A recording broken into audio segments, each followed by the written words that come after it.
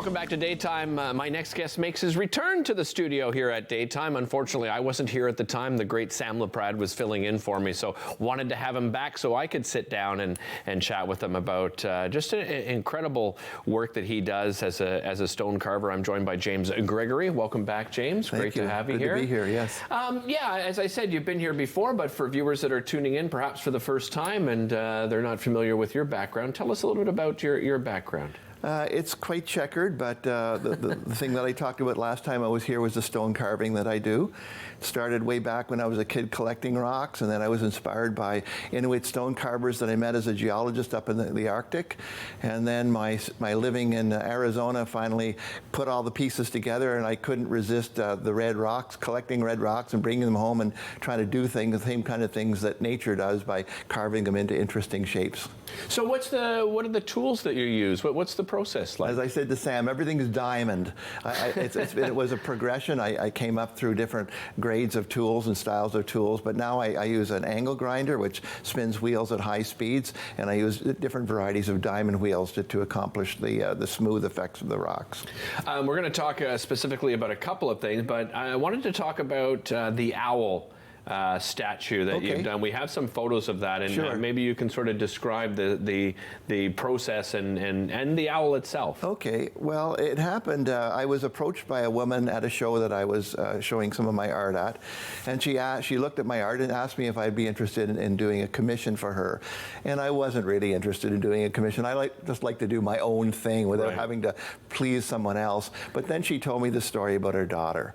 Her daughter had just passed away of a quick and fast-moving cancer, and before she died, her daughter was owl crazy. Owls everywhere. She collected stuffies of owls, drew pictures of owls. There were owls in the windows. Everywhere you looked in her daughter's bedroom, there were owls.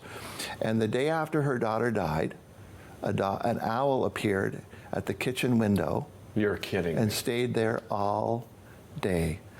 Now, I don't need to tell you how rare that is. First of all, to see an owl at all during the day, and for it to stay in one place all day.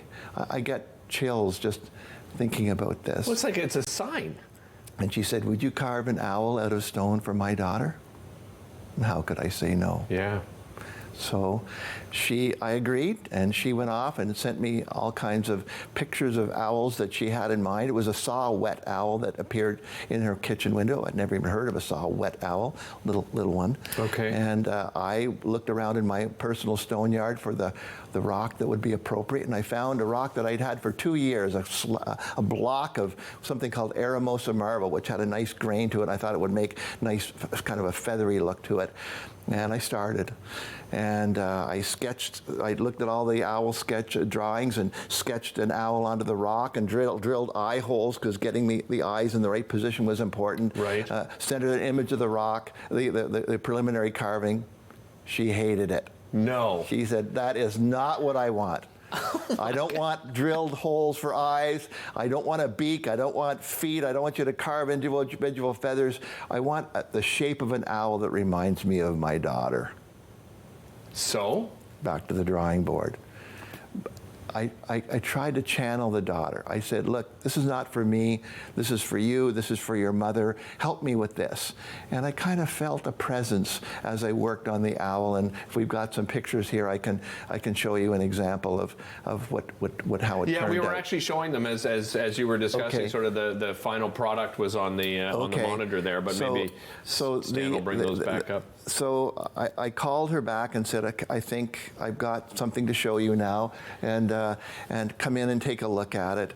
And I remember the moment she came up the stairs in my home, and the owl was sitting on the table, and she burst into tears. And she knew that was it.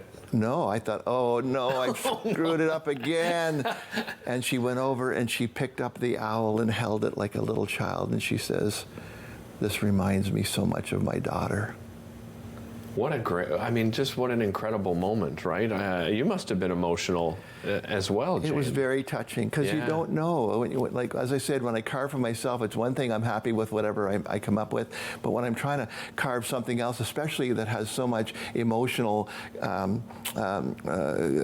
much emotion tied to it, I wanted to do it right. I wanted to do it right, and I think it did. Have you done custom ones since then, or was that sort of that was really the one and only? Only one. Yeah. Amazing. I know you sent us some other photos. We got about 90 seconds here of your travels to the sea. Can you quickly describe that? Sure. I grew up in Ottawa, but I had a longing to go to sea. Graduated from university, didn't know anything. All I knew was if I wanted to go to sea, I better go to where the sea is. Went to Vancouver. Ended up getting a job as a mate on a cargo vessel that traveled all around the world.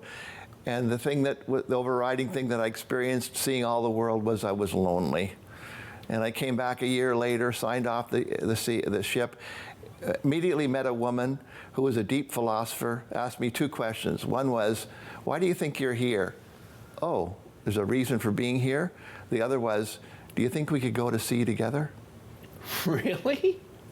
This is a true story? True story. And? We went to sea together, traveled out. Our first voyage was bound for Australia and New Zealand.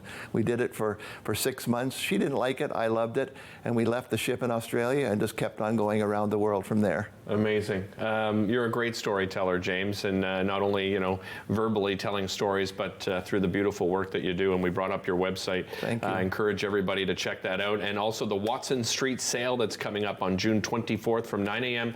to 3 p.m. You can find out more information by visiting jamesgregory.com. We'll be right back after this. Don't go anywhere.